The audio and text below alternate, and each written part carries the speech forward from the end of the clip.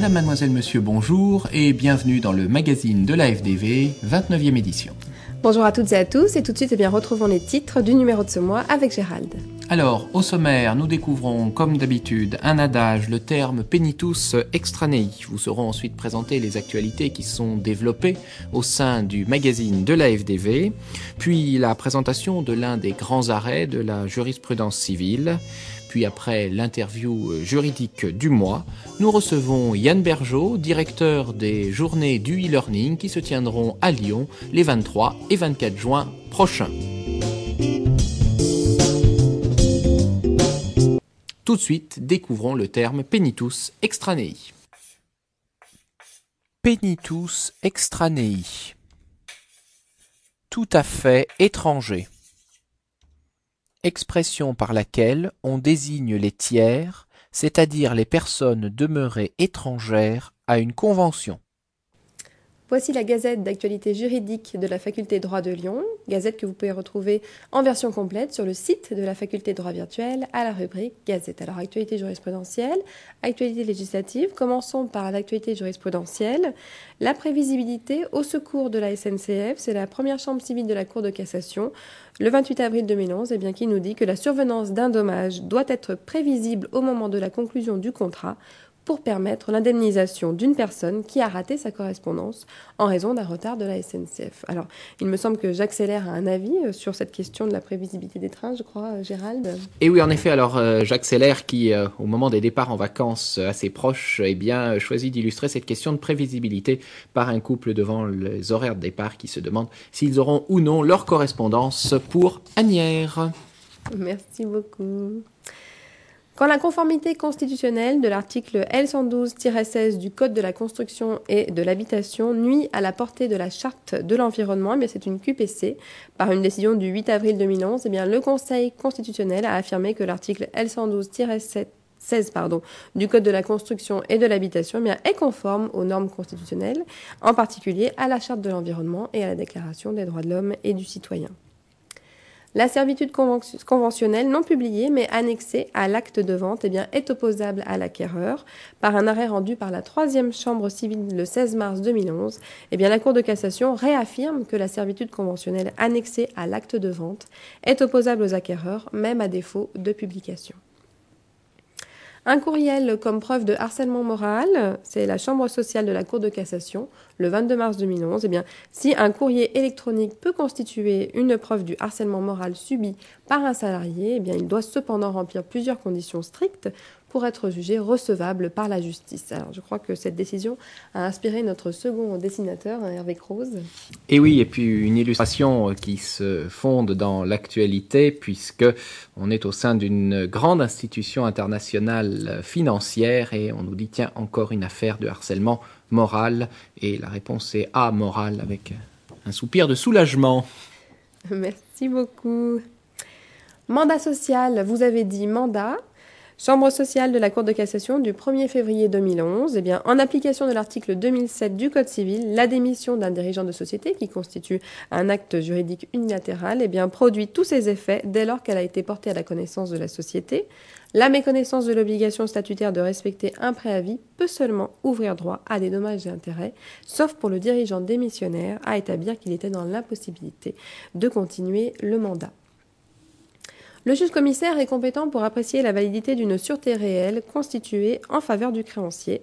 Chambre commerciale de la Cour de cassation, 22 mars 2011, ne commet pas un excès de pouvoir, le juge-commissaire qui tranche, dans le cadre de la procédure de vérification de créance, la question de la validité et de l'opposabilité d'une sûreté réelle à la procédure collective. Les autorités de concurrence nationale ne peuvent pas dire que l'article 102 du traité de fonctionnement de l'Union européenne n'a pas été violé au nom de la cohérence, de l'uniformité, de la primauté et des limites à l'autonomie procédurale. C'est la CJUE Grande Chambre, 3 mai 2011, Télé 2 Polska. La CJUE répond au juge polonais effectivement que le règlement 1/2003 est clair. Les autorités de concurrence nationale ne sont pas compétentes pour constater l'absence de violation de l'article 102 du traité de fonctionnement de l'Union européenne. Dès lors, une règle nationale qui imposerait de clore une procédure par une décision déclarant la non-violation est inapplicable. Actualité législative maintenant. La chaîne pénale en mal de légitimité populaire, eh bien, c'est le projet de loi sur la participation des citoyens au fonctionnement de la justice pénale et le jugement des mineurs. Eh bien, le projet de loi instituant des citoyens assesseurs en matière correctionnelle a été adopté en première lecture par le Sénat. Le défenseur des droits ou le Superman institutionnel, loi organique numéro 2011-333, loi ordinaire numéro 2011-334 du 29 mars 2011 et décision du Conseil constitutionnel numéro 2011-626 DC du 29 mars 2011 également. Le futur défenseur des droits, eh bien, dont on ne connaît toujours pas le nom à l'heure où nous parlons, eh bien, aura fort à faire, a fortiori, dans la tourmente au cœur de laquelle il sera propulsé. Le statut d'observateur à l'ONU est reconnu à l'Union européenne. C'est une résolution du 21 avril 2011. L'Assemblée générale de l'Organisation des Nations unies octroie le statut d'observateur à l'Union européenne, ce qui lui permettra de pouvoir assister aux réunions et aux conférences des Nations unies et également de participer à ces travaux. Transposition des directives européennes en matière d'immigration. Afin de se conformer aux exigences européennes, la France entend favoriser l'immigration professionnelle et régulière tout en luttant contre l'immigration irrégulière par une nouvelle loi adoptée le 11 mai 2011. Voici pour les brèves de ce mois et je vous propose de retrouver tout de suite Gérald pour le grand arrêt du mois.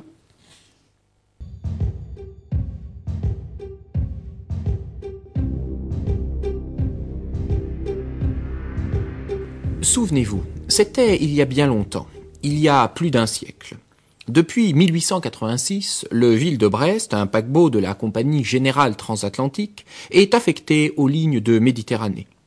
Dans la nuit du 6 au 7 juillet 1888, il se trouve au large de Média, cette station balnéaire du nord marocain, aujourd'hui connue par les passionnés de surf, lorsqu'il aborde un autre navire de la même compagnie, le Charles Quint, qui fonctionne sur les lignes d'Afrique du Nord. Le transfert du chargement du Ville de Brest sur le Charles Quint vient de s'achever. Il fait nuit.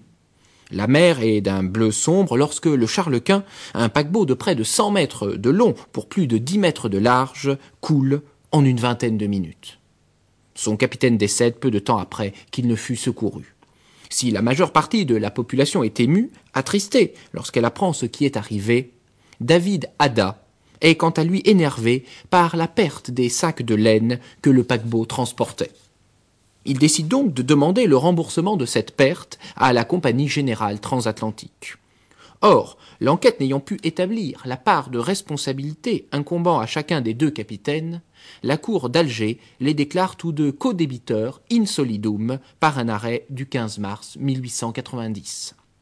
La Compagnie Générale Transatlantique se pourvoit alors en cassation, où la Chambre civile retient, par un arrêt du 11 juillet 1892, que, d'après les principes du droit commun, quand il y a participation de plusieurs à un fait dommageable, la réparation doit en être ordonnée pour le tout contre chacun, s'il est impossible de déterminer la proportion dans laquelle chaque faute a concouru à produire le dommage subi par la partie lésée.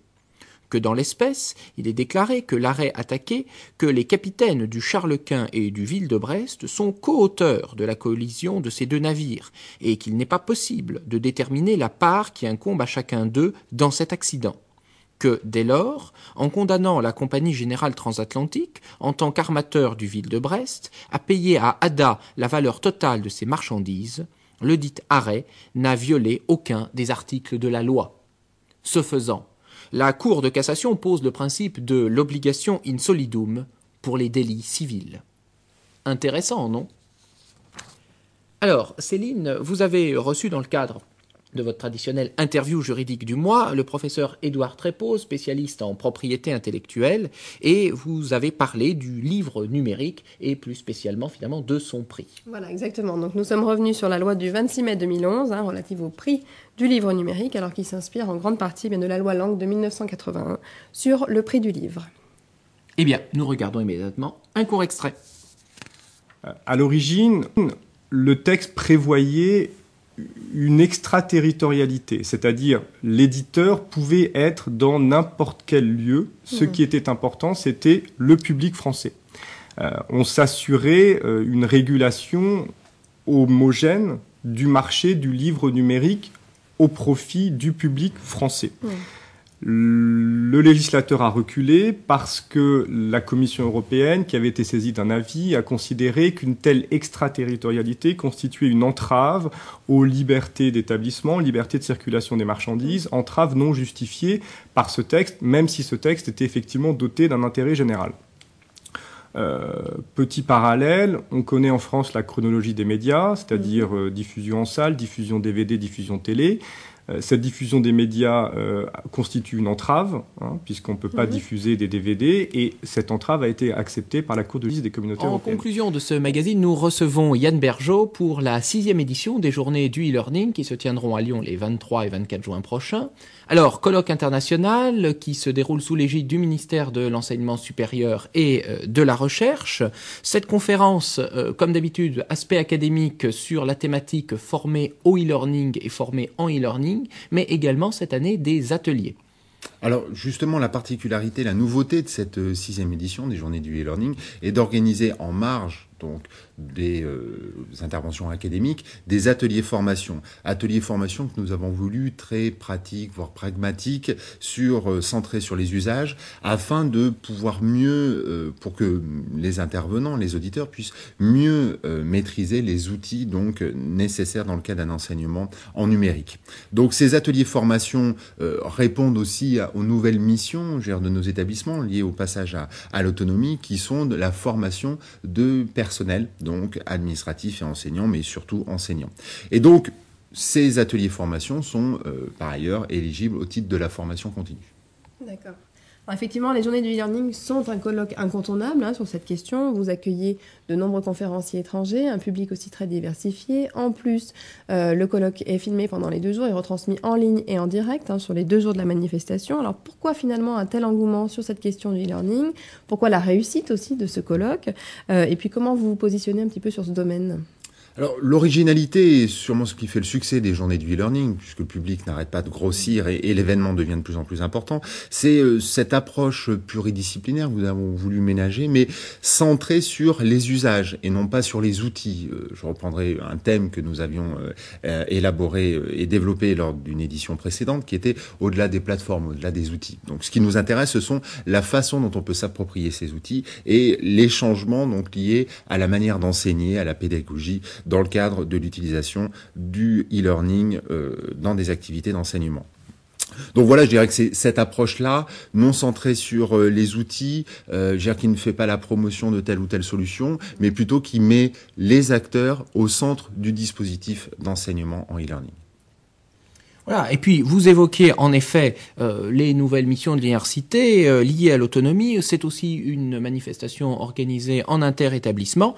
On sait que votre initiative avec ces journées du e-learning n'est pas pour le Centre droit et nouvelles technologies et l'Université virtuelle Lyon 3, une initiative isolée. Bien au contraire, c'est finalement un programme d'action à la fois cohérent et je dirais même quasi militant que vous mettez en place dans ce qu'on peut appeler aujourd'hui un observatoire du e-learning. Oui, d'ailleurs, comme vous le soulignez, on a un grand nombre d'établissements, et je crois que c'est la seule manifestation, du moins à notre connaissance, sur Lyon, qui réussit à associer autant d'établissements, les 4 universités, les grandes écoles, toutes les grandes écoles de Lyon et de Saint-Étienne sont partenaires de ces journées du e-learning, ce qui démontre bien que, au-delà de l'approche disciplinaire, nous avons des préoccupations communes en matière de e-learning. Et puis aussi, effectivement, ce qui fait aussi le succès de ces journées du e-learning, c'est que systématiquement, nous concevons les journées du e-learning comme étant un point à un moment donné sur les usages, sur éventuellement les nouveaux enjeux liés au développement du numérique dans le cadre de l'enseignement. Et en ce sens, effectivement, cela constitue un véritable observatoire du e-learning et permet de prendre en quelque sorte, passerait l'expression, mais la température à un moment donné, voilà, sur les différents usages et les enjeux liés au e-learning. Eh bien, voilà, une manifestation qui s'organise, orientée vers les usages et leurs utilisateurs, et une manifestation en inter-établissement, comme quoi, avec un peu de pragmatisme, on peut y arriver, même avec l'autonomie des universités. On donne à tous rendez-vous donc 23, 24 juin, à Lyon, journée du e-learning, et sur le site du colloque, journée-elearning.com. Merci. Eh bien, quant à nous, nous donnons rendez-vous maintenant à tous à la rentrée. Eh bien oui, pour de nouveaux numéros du magazine de la FDV.